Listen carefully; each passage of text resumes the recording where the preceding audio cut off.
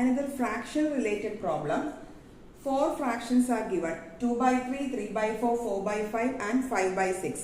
Question എന്താണെന്ന് വെച്ചാൽ ഇതിൽ ലാർജസ്റ്റ് ഏതാണ്? Which is the largest fraction? ഇതിന്റെ അകത്ത് we can note down one thing, that is 2 and 3. Difference എത്രയാണ്? Difference between the numerator and denominator 1 ആണ്. 3 and 4 again 1. 4 and 5 1. 5 and 6 1. So difference between the numerator and denominator എന്ന് പറയുന്നത് എല്ലായിടത്തും same ആണ്, which is 1.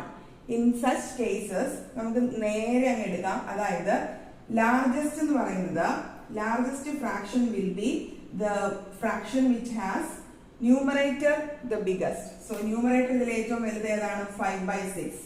Largest numerator ഉള്ളതായിരിക്കും largest fraction. So അങ്ങനെയാണെങ്കിൽ smallest fraction ഏതായിരിക്കും? Smallest fraction will be the one that has the smallest numerator.